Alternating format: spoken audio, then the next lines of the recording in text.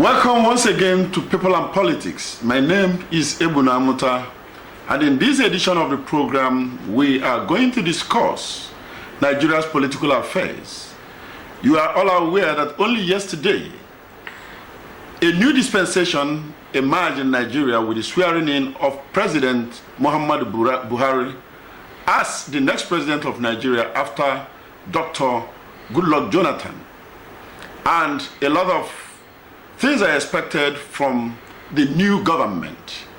Of course, the president has made a lot of promises. He started making these promises even during the electioneering campaign, and the major plank of his pledges and promises to Nigeria were anchored on the need to curb or put a final stop to the challenge of insurgency, security, unemployment, corruption, and so on and so forth. But with me this morning to discuss these issues are two gentlemen. Without much ado, let me start my introduction from my immediate right. On my immediate right is Chief Jude Emecheta. He is the Chief Operation Officer, COO, of Anambra Signage Company. Chief Emecheta, you're welcome to People and Politics. Thank you and welcome viewers. And next to him is a media executive. As a matter of fact, he was the immediate past managing director of National Light newspaper, Sir Obi Nwude. Sir Obi, you are welcome to People and Politics. Welcome, viewers. Let us kick off this discussion with Chief Emecheta. Sir, you listened to the president yesterday, and I believe you kept trail of his campaign promises during the election. Let us know what your expectations are with regard to curbing the insurgency, even though serious effort has been made by the immediate past administration to curtail the insurgency menace of the Boko Haram. Well, I'm not going to take President Muhammad Buhari from what he has just said yesterday. I'm going to go back to his campaign promises, because he got our votes from his campaign promises, not what he was just saying yesterday. So I'm going to take him to his campaign promises. On insurgency, we expect him as a former army general to take on insurgency on a different plank from what Jonathan has done. Remember, Jonathan told us one day that he's not a general. Now we have a general, a retired army general. So he should know what to do with insurgency. Well, we are looking forward to that before the end of June, that insurgency will be a thing of the past, because Jonathan has already done so much to curtail insurgency, and I think General Buhari should just come and move up now. That's what I expect from him. Okay, Sir Obi, you are well aware of the fact that the war in Northeast, mainly in the Northeast part of the country, against the insurgent is not a conventional warfare. It is a asymmetric kind of war, a kind of guerrilla hit and go. Do you share the same opinion with Chief Emecheta that it will be curtailed or nipped in the bud finally within so short a period? Yes, I share his views. There is a world of difference between Muhammadu Buhari and Dr. Goodluck Jonathan in terms of military experience and strategy. So, for sure, Buhari will provide the solution, the answer. Under Jonathan, these military chaps, at a stage, we are really, not telling him the truth. Rather, we are trying to maximize whatever benefits derivable from waging that war. There will be votes. there will be arrangements how those votes would be utilized to curb these insurgencies, but they don't utilize them. And he was losing control because he was an idle civilian. Such cannot happen under Muhammad Buhari. So I am of the opinion that, and Buhari has said 2 months, about 2 months, or not up to 3 months, he will deal with them. I think he has the answer.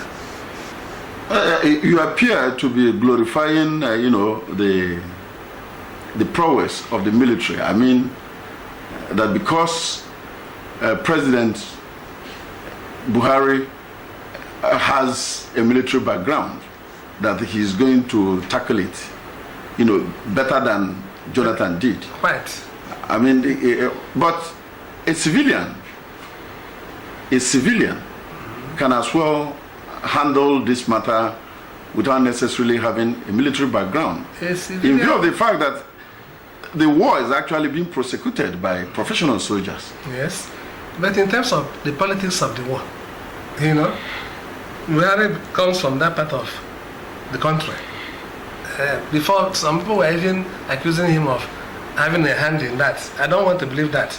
But all I'm saying is that now that he has taken over, and he comes from that part of the country, and his people are those directly suffering, I know they will comply with him better than they did with Jonathan.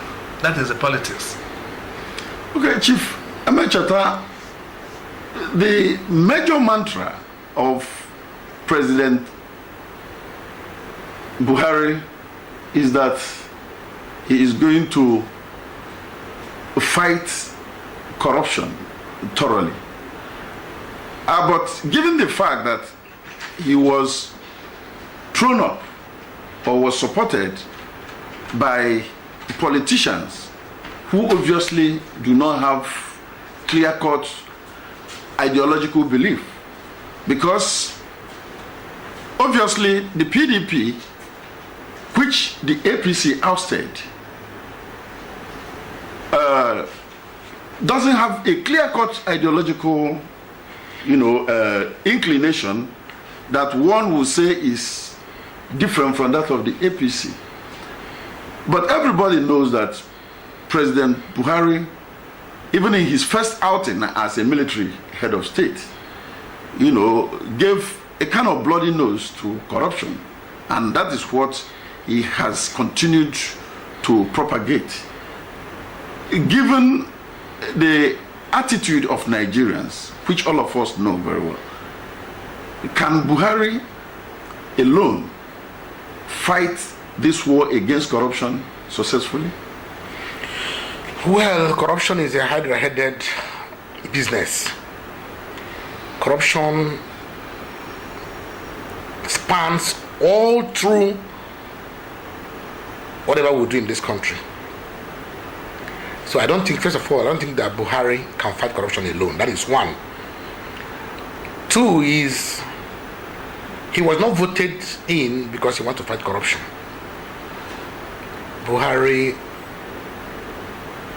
was voted in as president of this country because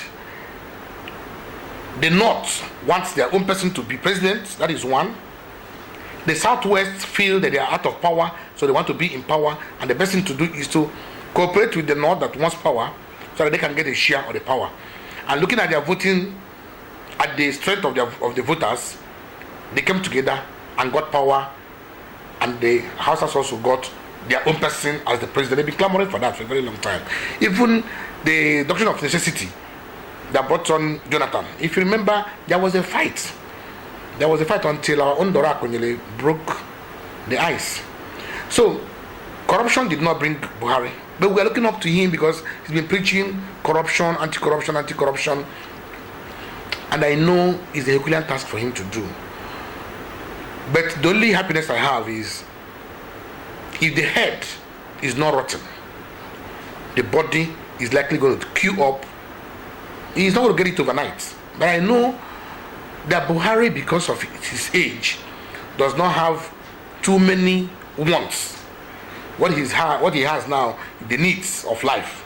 He doesn't know how to money wants. So he will not be there to acquire wealth. Because it's from acquiring wealth that people begin to corrupt the judges, magistrates. Because this corruption is even the man who dispenses justice is also corrupt. Even the lawyer who goes to defend the corrupt person at the courts is also corrupt, because he goes there to go and lie. Because he has the facts before him that this man is corrupt. But he goes there saying it is his job. So if we have to start corruption, every Nigerian, even your Megad, there must be this leadership flow from Muhammad Buhari, that I won't do this. So please, my lieutenants, don't do this. People will begin to get scared. Look, if we do this, our God will sack us. That will permeate down the society, and every Nigerian will begin to imbibe the culture of work hard and earn your pay. You don't have to steal to make you don't have to lie to make your ends meet. So I still see Buhari as a Spartan person, somebody who, if he does what he has said, by living up to his life, by being Spartan, I think it will flow down gradually, not in the next 4 years anyway, and I hope he gets his term, not in the next 8 years. It's something that is going to last for a very long time before we can get there. Yeah, Sir Obi, of course, Buhari was able to reasonably fight corruption in his first outing as military head of state, because he was a military man. This time around, we are in a democratic dispensation. And given the checks and balances that we have in government, I mean, and under a democratic dispensation, do you think that Buhari will make the necessary impact in terms of his, campaign against corruption? Very good. First, let me disagree with my friend from his own basic point of view. Buhari got our votes because of his pedigree, because of his antecedent in government, though a military man then. Now, it was true they not wanted their own man, but he passed through the primaries, you remember, and it was smooth sail for him because of his character, because of who Buhari is. He hadn't the money to buy up the votes for the primaries. So what we are saying is that Buhari came on board because of who Buhari has been, right from the first day he stepped into that ring. I mean, Nigeria should count itself a very lucky country. For him to have tried 3 times and on this 4th time means that God really loves this country, because this country is rotten. We will all agree that it is very rotten, and it is from the head. Now, as a democratic head, I mean, it's very simple. There are rules, there are laws, but how are those laws and rules kept? If the leader himself, hobnobs with those who really abuse those laws and rules, then everything will bafuka, if we use that word on put. And that was what happened. You will lose focus, you will lose the grip, you will lose control, you will lose the courage. But in this case, Buhari has the passion, he has the commitment, he has the discipline. Somebody who was asked to take 20-something million every month as pension, and he said, what am I going to do with that money? That he needs 10% of it, which is 2-something million. These are facts about Buhari. So I'm sure for such a person with such a passion, commitment, focus, and vision, he wants to change this country. Now, whether those others coming after him will help him do that, he has given a warning. First, that you don't impose ministers on him. In fact, you don't impose any appointee on him based on state or whatever geographic arrangements and coloration.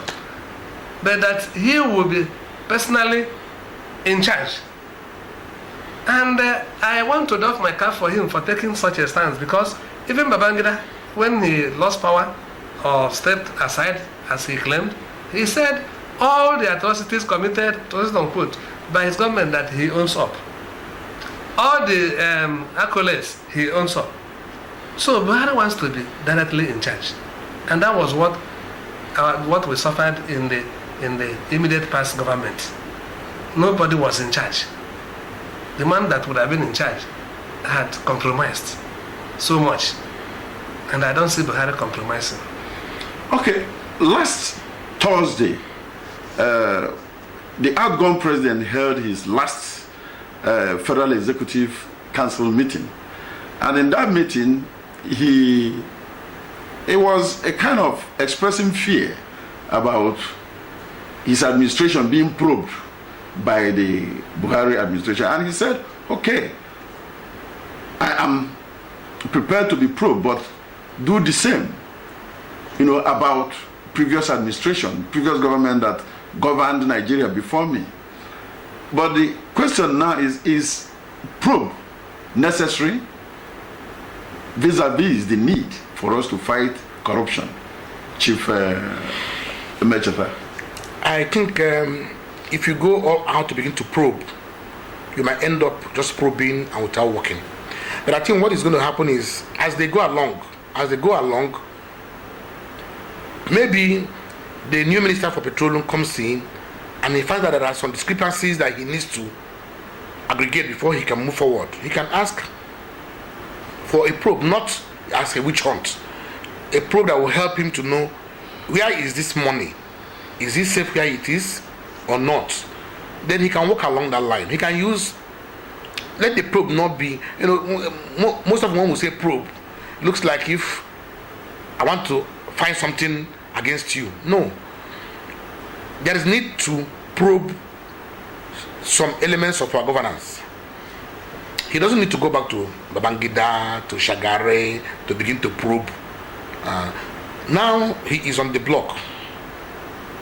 What he should do is, as he walks along, whenever he finds a hole, he will find out, why is there a hole here?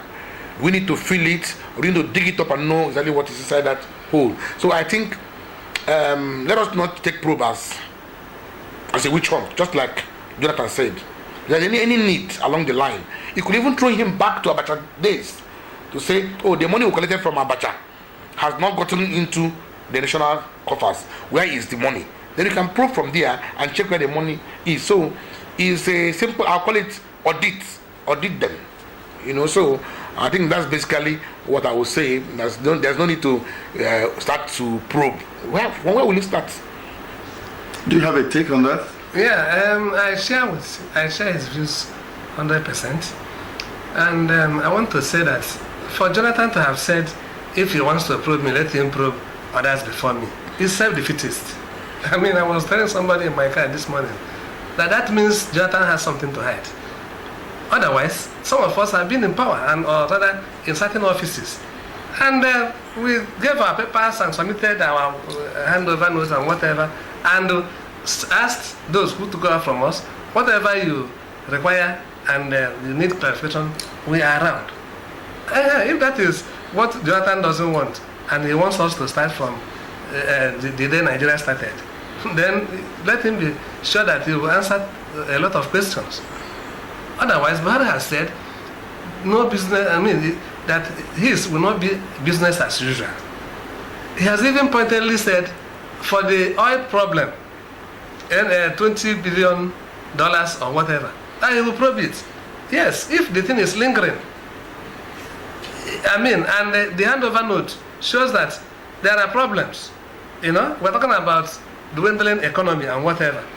And Buhari says, let us find out what happened for some years now that has led to this situation. It is normal. You shouldn't ask Buhari, why not start from Obasanjo or Babangida? No. I want to support that questions should be asked, because things really went awry. Very wrong, very dirty. That Nigeria must change. Thank you. So, but sir, Chief Emecheta, don't you see President Buhari's posture now as, contradictory? I mean, given the fact that while he was campaigning and asking for the people's vote, he made a lot of promises. That means he knows a lot about the challenges and problems of Nigeria. But today, he is asking Nigerians to be patient with him. That he didn't envisage the problem confronting him today when he was campaigning. I always say that most of the time, that's why you can't do these things, this kind of campaign we do here in some developed countries. But people will hold you on those words. And they believe that before you start your campaign, you would have gone to make your research, find out what are real, before you begin to promise people, I will build roads for you, I will build airports for you. Buhari, I'm sure, was one time head of state in this country. And he knows that there are so many informations available to the man sitting on that desk that he doesn't have. Probably what he would have done was to say, if I get in there and this is this, I will do this, I will do that. But for you to come and say, I will do this, I'll give employment to 20 million people, I'll make $1 to $1, such things are, they are not feasible. And you say you are fighting corruption, you're an anti-corruption person. I think that from his campaign, that's when he should have started fighting his corruption, by saying, I won't tell a lie to Nigerians. I will tell them the truth. There is difficulty. Right now, there is fuel scarcity in Nigeria. And what was the problem? They said that the problem was subsidy. The government refused to pay the marketers their money. And I remembered there was this serious strike that they say, don't remove oil subsidy in Nigeria. And they shut down the country for 2-3 days. That there should be now they are preaching there should be oil subsidy. No, so what I'm trying to say is that from our campaign promises, we should begin to show that we are honest, we can fight corruption, and not when you now come on saddle. Just watch what is going to happen now. We are beginning to hear that PDP had destroyed this country. We need time to repair this, repair that, repair this, repair that. I just think that what Muhammad Buhari did during his campaign period and what is happening now, from all he had just said, we now understand that he wants to go on the seat, look at the papers that are before him, and know that the money for this is not there. The money to do this is not there. How do we get money to do it? So he begin to plan. So I just believe that there are discrepancies between his campaign promises and what is going to happen. So let's wait. We thank God he is there on the saddle right now. He's now President Muhammad Buhari. So let's see in the next 1 month, because his first 100 days in office will tell us where he's going to go. It's not a press matter. It's not something you go to the social media, go to the newspapers, go to the TV and ramble and walk away. Nigerians want to see fiscal action from him. But like these immediate things, power, insurgency, those basic things, and fuel, of course. Sir Obi, my deduction from your submission so far indicates that you are a Buhari apologist. No, Buhari is dependent. Now, yes, he made promises, and today he is saying we should be patient with him. I mean, for instance, when he said he was going to bring Naira at par with with the dollar, and that he was going to provide social security and pay 5,000 Naira every month. I mean, he should have known that these things are not feasible. Everybody, I know how to judge Buhari. Very much. No, excuse me. That was I say you are Buhari's apologist. Put a defense. That is not the issue. What we are saying is that Buhari prepared himself for leadership. Buhari didn't saunter into leadership. He wasn't conscripted like a circular into leadership. He has been prepared and preparing for today, for this day. But we know the country as it is. I mean, Nigeria is a very big country. I mean, you don't rush into saying, Buhari, why did he say this yesterday and today he's saying a different thing? No. That's what he should have also, he should have known. He was on the saddle. There's something like he was in the saddle even before now. Politics and governance are not straitjacket issue. You should know that. I mean, somebody told us that certain statements are political, some are real, and things like that. But we know that Buhari... But that statement is not acceptable to any principled person. What we are saying is that Buhari is not known for double speaking. But as a human being, you know, if he says something to them, tomorrow sees a different thing and takes another line of defense or argument, he don't rule him out, because if he wants to pretend, he will still pretend and, you know, insist on what he said yesterday. But what we are saying is that he's been consistent in his principles. He understands this country. And we should know that under normal circumstances, he should be given time to untie all these things they had noted and to redress all the mess. But to say that because he said Nigeria should give him time, that was being very modest. It's a sign of modesty. Yes, because he really needs time. Mark you is here to, you know, look into the papers. Just some days ago, they were handed over what they call the compilation of, you know, that transition committee of previous government, you know, and Namadi Sambo said they were around, they will still take prisons and so on after studying, which means a lot needs to be studied. So I think Buhari was being real and realistic. Let us give him time. That time does not mean all the time in the world. But be sure that in the next 1 week, for this first 1 week or two, things will begin to happen. Things will surely happen in this country. It is better you have somebody that will be realistic, modest, and honest, and visionary, than somebody who will tell you that he never prayed to be this, and now he has found himself on that seat. He never thought he would be this, and he has found himself in something higher. You know, I mean, there are two different things. For somebody of his age to have vied from 2003 till today means he has something in stock for this country. It's not a question of I being apologists for him, no. But seeing him from the prism of somebody who has prepared himself for this job, for this service. Look at his house in Katsina when he was shown, you know, when he was receiving people, you know. I mean, rickety sofa and whatever in his own room, you know. And what do you think of that? Don't you know that this same person is ready to die for the good of this country? He is not coming in to amass. He's not coming in to support you. He's not coming in to be compromised. So he has something unique about him. Now, this country should give him a chance.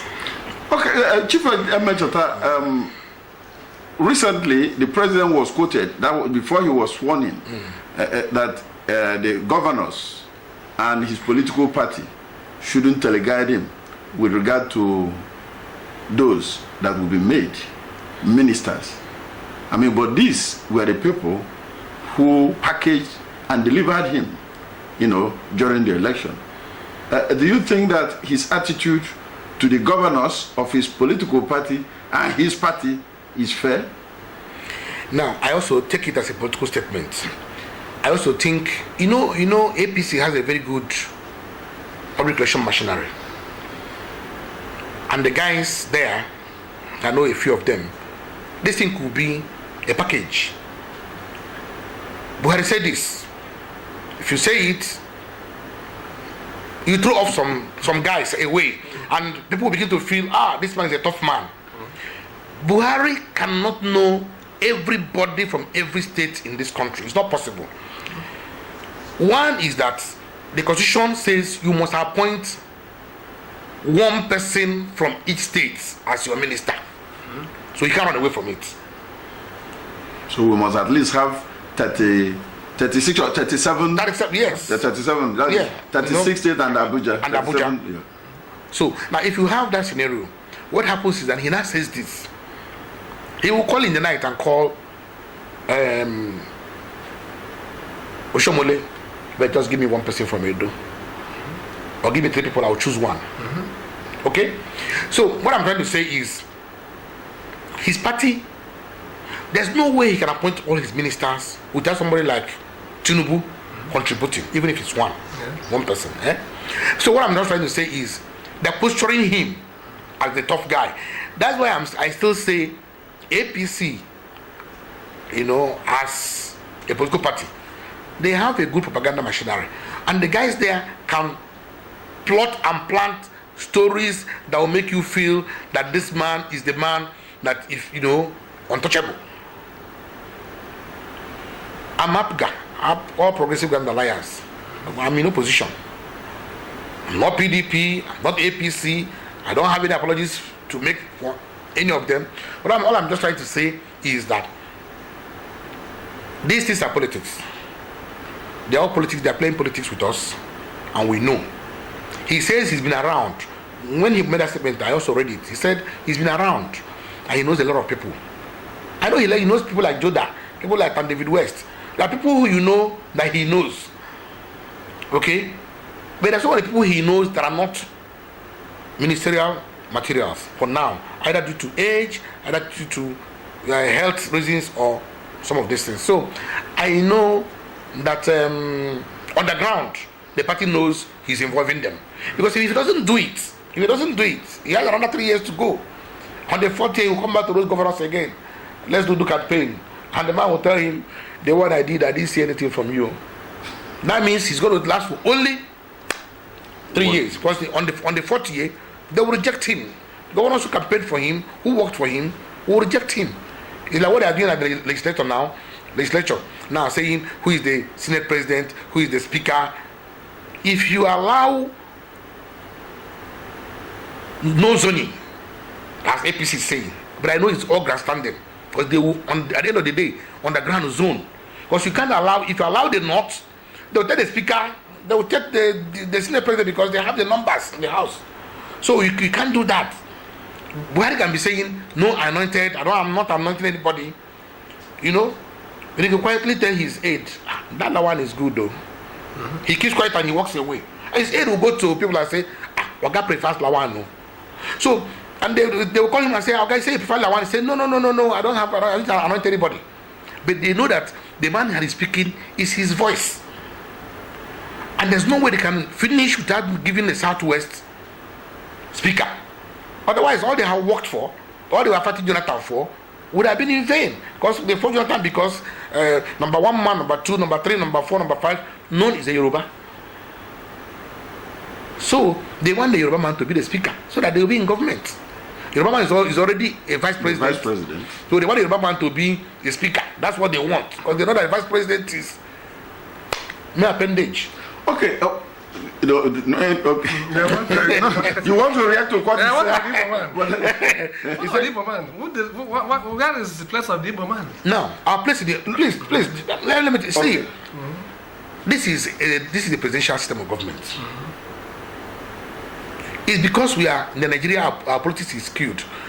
There is nothing the Igbo man is losing, really. Because why I'm saying this is, our federal allocation must come to us. If you stop it, we'll go to court. Our appointments as ministers will come to us. If you like, appoint your brother, but he must be from this state. Okay? So, whatever you do, the constitution has taken care of everything. That's why there is good opposition in the presidential system of government. Okay. So we haven't lost anything. Let me not come in, because Why I asked you that question is, you say Yoruba man will want to be in government. Yes. You usurped my position. That was the question I wanted to ask you. I mean, during the election, obviously, the people of the South geopolitical zone, that is Ndibo, and the South geopolitical, and the majority didn't vote for the APC. They went for PDP, and here in Anambra State, for APGA. Now, for that action, some people feel that the people of the Southeast in particular have miscalculated politically, and that as a result of this, they are not going to get their constitutionally entrenched fair share. Good. You know, is it true? Very, very true. You see, that's what when we are practicing federalism. That's what we are saying. Federalism is when you have a candidate. Yes, we are talking about zoning. If Senate presidency is zoned to Southeast and no candidate, who do you blame? You blame yourself. And that is why, I laugh at people who say, some will tell you, what are we doing with Senate president? What are we doing with speaker? Because we have lost out. Yet, like my brother said, Yoruba wanted to be this, to be that. In order to be in government. Why wouldn't Igbo want to be this or that? In order to be in government, the same government, rather than depending on ministerial and whatever. So the issue is that we had miscalculated as an ethnic group in this country. If Nigeria had been standing on a tripod, and we have seen that the Yoruba man is having his two legs, one in PDP, one in APC, whichever one works, he is there. That was why Jonathan had more than nearly 50% of the votes in Southwest. You know that. Buhari didn't win him outright, except that Buhari won at last. But in Igbo land, it was everything for one party. It was miscalculation. It's as simple as that. Now that they are sharing.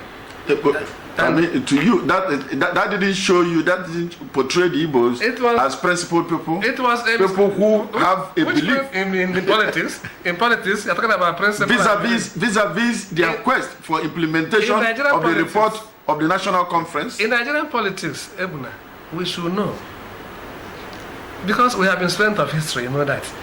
We should know. Even Zik never miscalculated that way, the way we did this time. Zik, you know that. Akbara, all of them, they never did. Zik was always seeking alliance with the North. NCNC, MPC, MPP, MPN. I mean, Zik had championed it, knowing that these Yoruba people will always, want to skim him out. But that he wanted, and they will always need the North for Igbo man to come into power.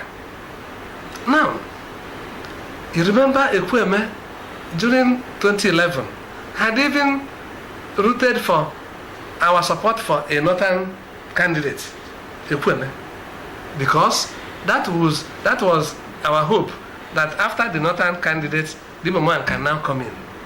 We missed it. Supported South-South. Under South-South, some people will say it's their brother. So if it's your brother, then you don't have hope again after him. That is the question. And that your brother, what did he do for you? That has been the cardinal question. So in politics, if you don't think of what you get from the position you have taken, then I don't know. I won't want to say that you are a fool. Okay. But that you are a political misfit. Sir Obi, we do not have all the time in the world, but I want Jude Emejota to come in here. He has told us that he is an Apuga chieftain. I don't have a problem with that. And now, Apuga has just one governor, and that is Chief Willie Obiano. Soon after the election of President Buhari, he took time out to visit him in Abuja. And some people regard that move as a pragmatic one. Does it?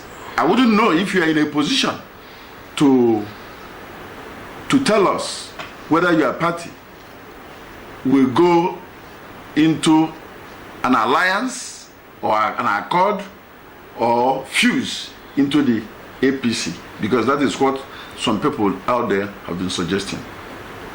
I'm not in a position. I'm not a party official to give you that we will fuse, we will align. But I know the simple politics that I supported somebody else, that person lost, and you won. Simple politics means that I will just go to you and say, congratulations that you won. Don't forget also, while you are in this government, it does not mean that I want to fuse with you. I will also support you. Whatever you want to do, I will support you. Our opposition will not be opposition of antagonism. Is an opposition that will be able to give you, profound solutions to the problems we see in the country. I think that is a very simple politics. There's not anybody, people who are thinking that Abga will fuse. No, this is time for Abga to get stronger and be a good opposition, because we know that PDP, what they had, that gave them all the powers, they've lost. And I'm sure what we need to do now is to re-engineer Abga so that we'll be in a good position to work with whoever.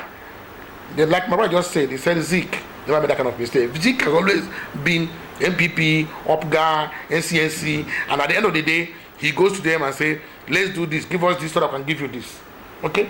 Like now there is a Senate president. If we had Abga in all the southeast, what we would have just done was to say, Senate president so that we vote is this man or that man. If you don't support what we are saying, remember that if we give you that, you give us something.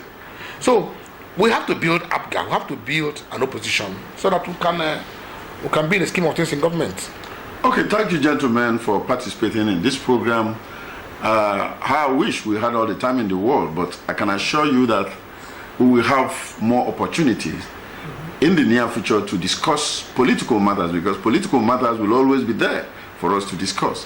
Thank you, Sir Obiwunde, for participating on this program. Thank you, my Ebuna. And also give my thanks to Jude Emecheta. Thanks, Ebuna. Thanks, Vias also. Vias also give my thanks to you once again. And tomorrow is another day with another edition of People and Politics. Bye for now.